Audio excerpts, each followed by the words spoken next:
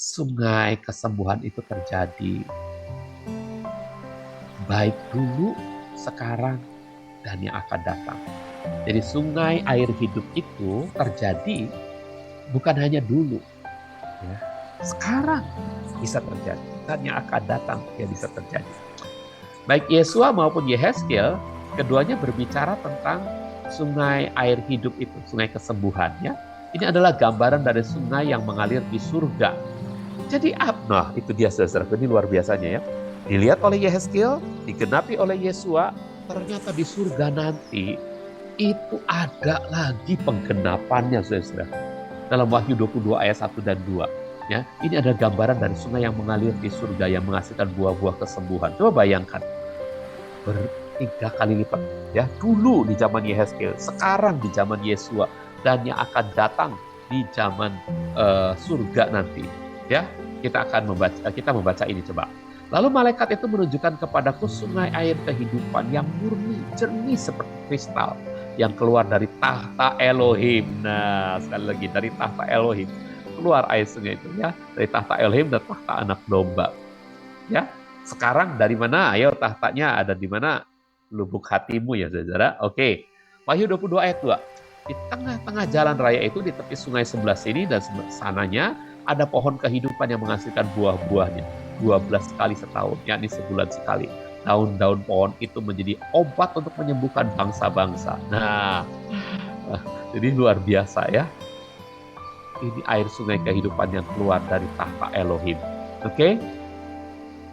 Kemudian, jadi kesimpulannya, saudara, kesimpulan dari pelajaran 10 ini, ya, kesimpulan dari pelajaran 10, ketika Dr. Child mengajarkan pelajaran kesembuhan Alkitabiah ini, tentu dari Tuhan ya, Tuhan memberi inspirasi kepada Dr. Child, ya, ketika dia mengajarkannya ke berbagai penjuru dunia, ia telah melihat begitu banyak orang-orang disembuhkan dan mujizat terjadi saat prinsip-prinsip ini diaktifkan. Masih ada satu prinsip nanti pelajaran 11, saudara ya. Jadi ketika prinsip-prinsip ini diaktifkan, ya, namun adanya rasa mengasihani diri sendiri, komplain, sungut-sungut, saling menyalahkan, dan menuduh, itu justru sangat tidak produktif, saudara. Jadi hal-hal semacam ini supaya kita buang dari diri kita. Ketika kita dapatkan pelajaran ini, yuk kita aktifkan. Apa saja misalnya? Pelajaran pertama tentang Tuhan menyembuhkan, itu artinya Tuhan secara wholeness, secara keseluruhan.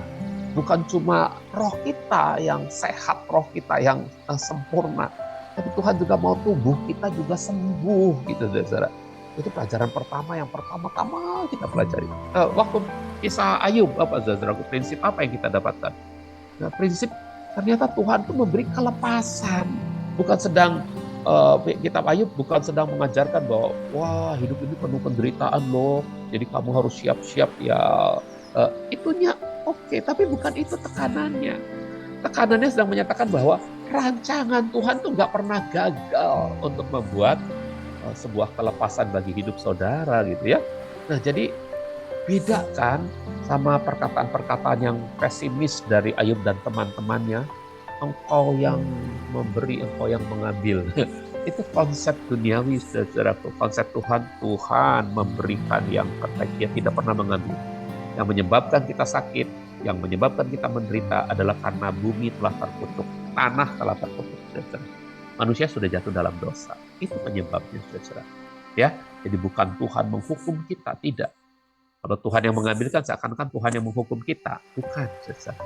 Ya, itu prinsip-prinsip yang kita pelajari, saudaraku. Yuk, nanti kita lakukan prinsip-prinsip ini, saudaraku ya. Nah, ya, jadi jangan sampai ada lagi terlalu mengasihani diri sendiri. Tapi saya nggak bisa lah. Saya ini orang lemah. Saya ini cuma pendengar saja kok dalam PA-nya Pak Yahya. Tidak ada. Itu adalah bait sucinya Tuhan. Disitulah Roh Kudus berhadirat.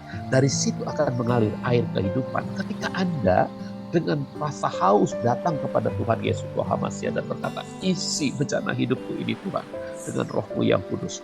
Dia akan mencurahkan Roh Kudus kepadamu. Dan hidupmu akan berubah. Karena dari lubuk hatimu akan ada mata air yang akan mengalir sampai kehidupan yang kekal. Ya. Jadi ingat, komplain-komplain jangan lagi keluar dari mulut kita. Sungut-sungut jangan lagi. Apalagi saling menyalahkan, saling menghakimi, jangan ya teman-teman. Ya, karena hal itu sangat tidak produktif untuk kita mempraktekkan apa-apa yang Dr. Child dapatkan dari Tuhan dan diberikan kepada kita lewat PA pada tiap hari Jumat ini. Jadi, kalau kita gagal untuk menuai hasil, saudara-saudaraku, maka ini saatnya kita harus menyelaraskan kembali. Bahasa pembukuannya itu jurnal perbaikan, adjustment.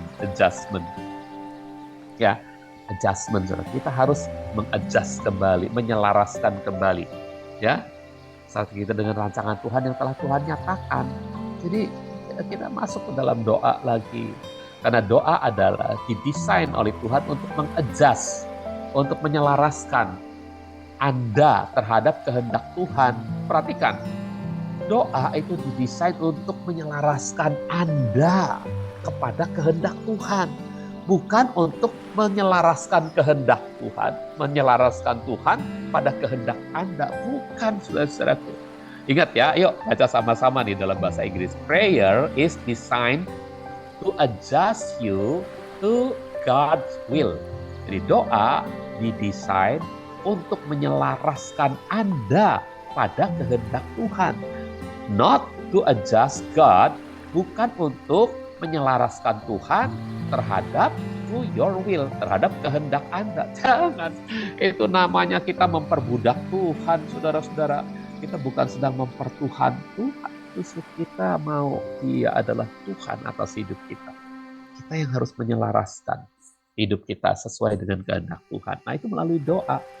Jadi sekali lagi, kalau praktek dari apa yang kita dapatkan melalui pelajaran ini belum tercapai, yuk kita selaraskan lagi ya dengan semua kehendak Tuhan. Oke?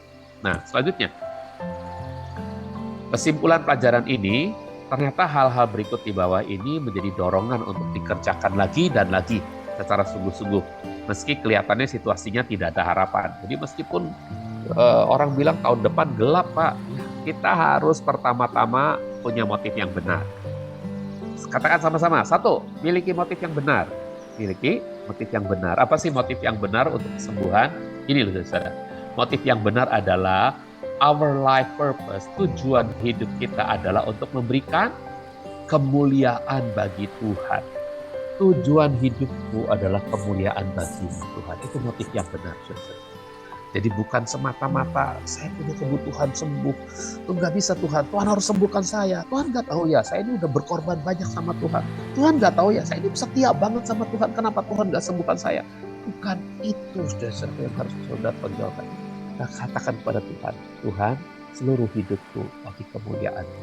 Dengan motif yang benar. Kita akan berlanjut pada hal yang kedua. Kita harus doa. Kita harus cari firman dan roh Tuhan. Sehingga kita tahu bahwa kita telah menerima jawaban dari Tuhan. Ini yang namanya adjustment. Kita pada kehendak Tuhan. Kita harus dicocokkan, diselaraskan dengan kehendak Tuhan. Nah, jawabannya akan cocok dan tak bertentangan dengan firman Tuhan pasti, saudara.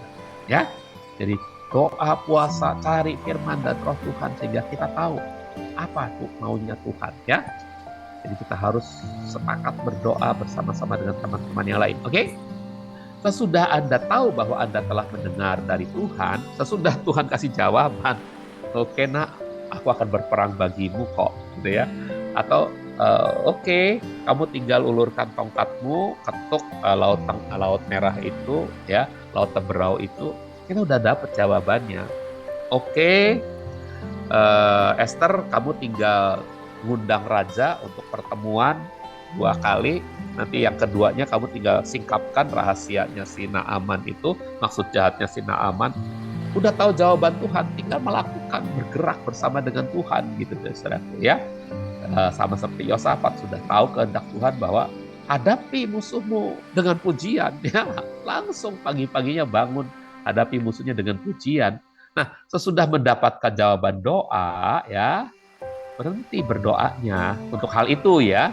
Sebab Anda sudah mendapatkan jawabannya. Anda sekarang bebas untuk berdoa untuk hal lain lagi dalam kemitraan dengan Elohim. Tapi ya, selain itu adalah yang berikutnya Anda memuji ini. sembah dia langsung atas jawabannya. Saudara harus berlutut dulu, sembah dia, terus katakan Tuhan terima kasih jawaban doaku. Berlutut dulu, sembah dia secara pribadi, lalu habis itu sembah dia secara terbuka bersama dengan yang lainnya. Ini artinya memuji nih, sampai hadirnya turun dan kedalaman sungai kesembuhan benar-benar bekerja. Nah, arti sembah dia secara terbuka ini mengajak yang lain untuk sama-sama ya memuji Tuhan. Nah, tanda dan kejadian-kejadian akan tampil mengikuti dalam waktunya Tuhan. Jadi waktu mulai kelihatan tandanya dan terus puji-pujian jangan berhenti. Yang ketujuh, pujilah Tuhan untuk apa yang telah Dia kerjakan sebagai kesaksian bagi yang lain tentang keindahan karya Tuhan. Nah, kalau udah ini terjadi, saudaraku, selesai sudah pelajaran ini, saudaraku. Pelajaran 10 sudah selesai. Jadi kalau mau kesimpulannya sekali lagi, kesimpulannya adalah satu, tadi kesimpulannya itu satu, miliki motif yang benar. Yang kedua, doa, cari firman Tuhan, cari kehendak Tuhan, sehingga kita tahu apa yang Tuhan jawab, ya. Nah, jawabannya pasti tidak bertentangan dengan firman Tuhan, ya. Yang ketiga, kemudian sudah tahu apa dan mendengar jawabannya, kita berhenti doa tentang hal itu, ya. Kita sudah mendapat jawaban. Sekarang kita bisa berdoa untuk hal-hal lain, ya. Tapi untuk hal itu khusus sudah selesai. Yang harus kita lakukan adalah mulai memuji Dia atau menyembah langsung dulu. Sembah Dia, berlutut dulu di hadapannya, mensyukuri apa yang sudah Dia berikan. Kemudian ajak sama-sama teman-teman untuk menyembah Dia lagi. Baru kemudian nanti akan lihat tanda-tanda keajaibannya akan mulai mengikuti. Tuhan akan mulai kelihatan jelas hadir bersama dengan saudara. Lalu pujian dinaikkan dengan semarak, maka terjadilah mukjizat, ya. Terjadilah kesembuhan, terjadilah pertolongan, terjadilah kehidupan.